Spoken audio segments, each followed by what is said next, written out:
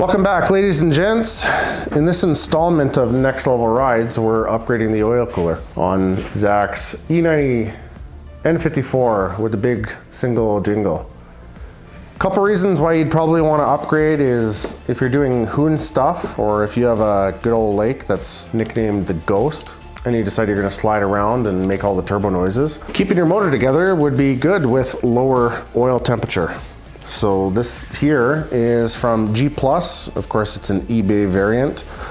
It's a relatively nice core, comes with -10, I believe, AN lines. Long story short, you essentially remove the factory stuff that's prone to cracking, failure, ballooning, bursting, whatever, on an older aged vehicle. These are not new vehicles, they're old. So when you have a sport cooler with the aftermarket oil cooler on the side, you can remove it. You utilize the factory thermostat. So when you have a thermostat on the side of it, I'll show you really quick. You have the factory thermostat in here with the two oil cooler lines. So these again go to the factory cooler, but it's somewhat limited, and over time it can get plugged up, the fins can get bent. So why not put I think it's a 16 row big boy oil cooler. 25, I think. 25 rows. Sure, more rows, more cooling. I don't know if that worked. Whatever, 20, 15 something. Anyways, it's gonna be way better than the factory stuff. Plan of attack, Zach is gonna take off the inner fender liner. We've already taken the wheel off. You don't need to know how to take a wheel off. If you don't know how to take a wheel off, this channel might not be for you, or it might be, I don't know. Anyways, he's gonna end up taking that off. We're gonna take the inner fender liner out. We're gonna take the cooler out, we're gonna drain the lines, do an oil change at the same time, and what you should do, I'll run you through it. Disconnect the injectors, prime the oiling system, and make sure there's oil everywhere it needs to be. This is gonna hold more oil than the factory stuff, so you wanna make sure that you prime it. The oil filter housing doesn't have an air bubble, and you don't spin a bearing like those N55 garbage motors. This big bracket here is what's gonna end up holding the oil cooler. So I believe this one, for the most part, fits in kind of like this, and this is gonna bolt in to the fender well. So this here looks like it's gonna mount actually just like that. So plan of attack is we're gonna take all the bolts out, and this is gonna mount right onto this bracket. So this bracket here that's held in with seemingly a 10, 12 maybe mil is gonna be what's going to hold this cooler. So of course it's gonna recess another 4 or 5 inches being behind, and the lines are gonna go vertical.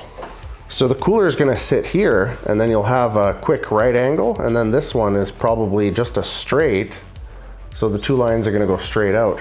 And for here, in good BMW fashion, those are gonna be little rubber donuts right here. Yeah, so I bet you that's gonna have little rubber dampers in there. All right, so we're gonna take out some bolts, we're gonna pull the cooler off, and I'll show you how to save your belt from getting drenched in oil. What I'm gonna do is open the oil filter housing, and we're gonna leave it on there loosely, only because BMWs are kind of funny. I don't want it to accidentally siphon a bunch of oil out of here if we, if or when, well, not if, but when we go to take the oil lines off. And for the serpentine belt, what we're gonna do is we're gonna find some old microfibers, ideally an old towel, to tuck it in there, because when you take the lines off, it's gonna leak a little bit. All right, so we're gonna start with just this 10 mil sitting here. So we took the 10 mil out of here, 13. Those ones up top have these weird metal sleeves. So around it is a rubber donut. So that'll be a bit of a vibration damper. Now I'm just gonna take out this 8 mil, this one, and this one, and it should separate the core from the actual housing or the shroud. All right, now that we have the core loose, we're just gonna let it dangle with the angle of the jangle and loosen off the thermostat now. Because it's a manual, you don't need to worry about the auxiliary cooler for the transmission on the rad fan shroud. So what we're gonna do is we're just gonna pull all of this loveliness out, and we're gonna be able to pull the rad support or rad fan out pretty easily. So the reason we're gonna pull the rad fan out is it's gonna give us a little bit more room when we go to crack these lines, and when we go to tighten and proper orientate, what's the word, orientate, angle the hoses it's gonna be done properly. So we can push it closer to the block, away from the rad shroud fan. All right, so getting the rad fan out of the way is gonna give us the most amount of room for festivities or activities. What we're gonna do is we're gonna tuck this blue rag up and over the serpentine belt. So you can use the rad hose to hold it just a hair. Now the only thing to really be a bit cautious of is it's going to drip right from here, and if it does pour out a little bit, at least now it's gonna pour out the front. So because I have these sacrificial rags that were just kind of laying around, I'll tuck a couple of these in there as well, and this will give us the best chance of it not getting all over the belt.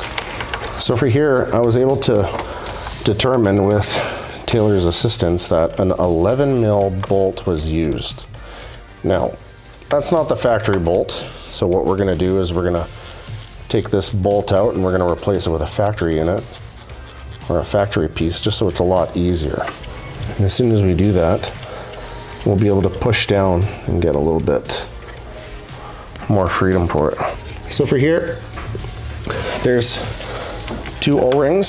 So as soon as it comes down, you'll see it's gonna start to pour a little bit of oil, but it'll stop right away. So for this, you gotta be careful because one slides into the other.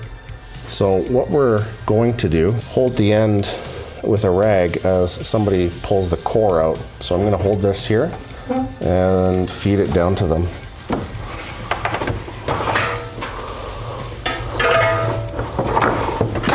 Okay, now, so it's gonna make a mess.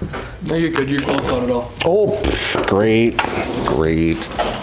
So with the kit, what you end up getting is you get this nice little billet piece and the adapters. So these will adapt to the factory BMW thermostat housing, and all they end up doing is just sliding in just like that. So essentially what you're gonna be doing, actually I believe it's like this. So what it does is with both pieces together, and I'll pretend I have an O-ring on there, you push this into the housing, just like that, and then a hole right in the middle to actually hold it. Now this, we're gonna torque to BMW's factory, whatever it is, but rather than the random 1/2 inch bolt, what we're gonna do is we're gonna use this nice stainless bolt from China. So again, we're gonna put an O-ring on this. You literally just wiggle it in as carefully and as nicely as you can and bottom it out to factory spec. Looks pretty good. So for these, rather than them being stuck in here, it's gonna be a bit of a compression fit. So as soon as you end up tightening the Allen bolt that we're putting in, it's gonna hold them in place. And the O-ring itself is what's gonna seal it. So all I'm gonna do is snug it just a little bit. I have no idea what torque spec is. Zach, Google it. I'm being flashlight kid. I'll be flashlight kid. Can you hold it right? Sakes. That like instantly angered me. Now I'm understanding. Give me that. You can't. Where'd you want it? All right, so we're gonna tighten it to 18 millimeters? Yeah. It accounts for 16, but it's 18. But of course I want to watch Zach fight with it. Because I'm pretty sure you didn't torque it the first time, did you? Hell no. Is this the right size? Yep. I'm just waiting for him to start smashing his own car. There's no range, it's not moving. What's going on? Don't strip it. You're going it sideways. It's taking you so long. I can't even get in the hole. That's a personal problem. Yeah.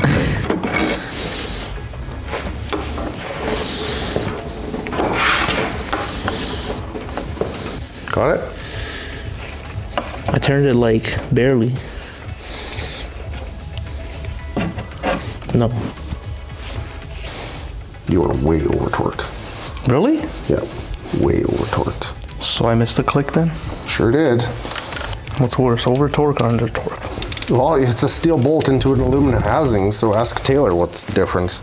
So the O-ring is sitting in there pretty nice. It's not bulged out or anything, so it should be sealed rather well. So this is all nice and tight. I'm just gonna wipe it down for any dust and then put a piece of green painter's tape over top. And then we're gonna start by mounting the core, and then we're gonna get to the lines. So on top of this cooler at the bracket, there's two security torques. They look like T30s. Now, Taylor thinks he's being smart using vice grips, which is rather smart, but this is gonna be a bit of a fight for him. So normally you would drill out the pin in the middle if you don't have E-torque set, or you could use vice grips, I guess, because it's really not gonna be under too much pressure. But let's watch Taylor fight. Go. No. Go. No. Why? Because you f***ing suck at it? So a good thing to remember is the orientation of this. We're gonna end up using a different screw here, something that doesn't have the E-torques in the middle, but keep this plastic on the end because that's what's gonna sandwich these little rubber grommets. When you go to take this off, they're gonna come with it. Yep, and there's a locator post just for this plastic. Now the plastic itself is riveted to the core, so we don't need to worry too much about this, but this is what we're gonna need. What we ended up removing were these two cowls. So the one ends up connecting to the other like this, and in turn, the opening on the grill, it's actually gonna be functional to pull fresh air into the engine bay and towards the cooler. Now the issue that we're running into is there's not adequate clearance for this particular scoop and the brake duct. So what we might need to do is trim the brake duct in the least to get it to fit, or we just remove it all. So the benefits that I could initially see, other than more surface area, is when the shroud itself is in place, it's not going to allow any additional air to go anywhere but into the cooler. For here, another issue that we're running into is the factory fog light. Now, a lot of people have eliminated the factory fog lights, but for those of you that don't want to, this could be a bit of an issue. The only thing we're fighting now is there's no way to actually hold the cooler into the bracket. Now, my plan of attack is to wedge it. I'm gonna put longer bolts and I'm gonna tighten them so that it ends up holding the cooler in. Now, whether that's gonna be the final decision, I'm not sure. Realistically, with the mounting tape here and the lines being rigid, it's not gonna go anywhere. What we ended up doing is putting mounting tape, similar on the Dynan ones, mounting tape in here to hold it. And then for good measure, we just wedged some of this super high dense foam. It's really not gonna go anywhere. We have the 90 degree here. Now, because I didn't have the right fitting, all I used is some channel locks and tightened it. Up here, we have a 90 degree fitting to the straight, and past the straight, we just have this little adapter that ends up holding them really nice. Just because I was getting a little bit picky with it, when we had the 90, I just bent the corner so that we could get a better angle on the fittings here. So next, we're going to chuck this bracket back on.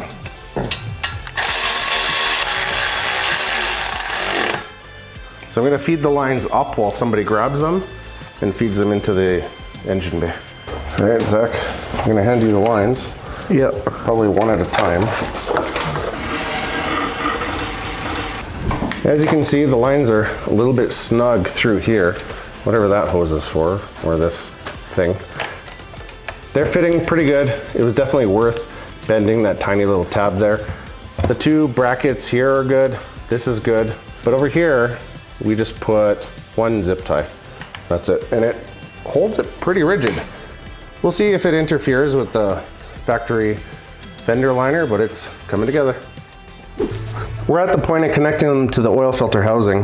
Now the lines are a little bit too long, and I really don't like trimming these back. I've had these particular fittings cause issue before where you try to take them apart to lengthen or shorten the hose. So what we're gonna do is we're just gonna route them kind of up and over the filter here. It's not perfectly ideal, but you know what? It's actually gonna fit quite well. And lines, if you haven't fought with these in some time, the bigger they are, the easier they generally are to put on. So what I end up trying to do is, as you start the threads, you can go to unloosen it and hear a click, and then you'll know it's skipped into a thread. Now I don't have the exact tool to snug these, So what I'll do is I'm gonna get them a little bit loose. I'll have to go in with right angle pliers or something again. And then we're gonna push them as close as we can to the block. Aftermarket stuff is always gonna be a compromise no matter what you do. So ideally, you buy a kit, you spend a bunch of money, and it fits nice, or you make it fit with a little bit of know-how.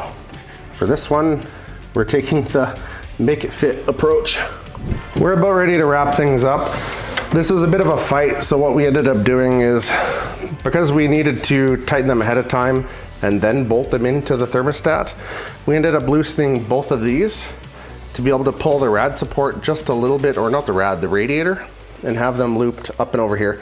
So this is zip tied to this, the little harness here. This little thing that we made is gonna remain, and otherwise it's actually not touching over here. Next up, we've disconnected the injectors and we're gonna fill oil and then crank it. For cranking, we're gonna do just like what BMW does. It's gonna be cranking for 10 seconds at a time, 30 seconds-ish to let the starter cool down, 3 times. Yes, so 3 10-second, 30-second cool down, yeah. We're not gonna show you that on camera for obvious reasons, it's boring. So we're gonna prime it, look for leaks, and we'll give you a quick update when we're done. All right, ladies and gents, for obvious reasons, you put a bigger cooler in, you're gonna need to hack up your inner splash guard thing, this thing. We ended up chopping it pretty good from right about here, all the way down, across, and up, for it to test fit pretty good.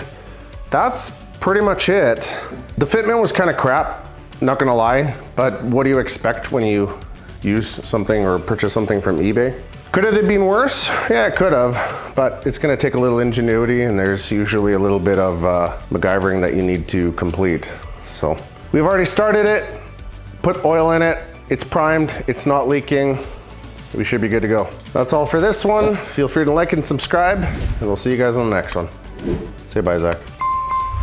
Peace. Yeah, I'm over it too. Done. Mana mana. Do, do, do, do, do. Mana mana. Do, do, do, do. Huh. Taylor knows a thing or two. Experience. He didn't hear it. You want to say that a little louder, Tony, or not? You. There's nothing in here. Nothing in here. I got caught on something. I hope you got that. It's always a f***ing pebble. That was the slowest fall I've ever seen. Wow.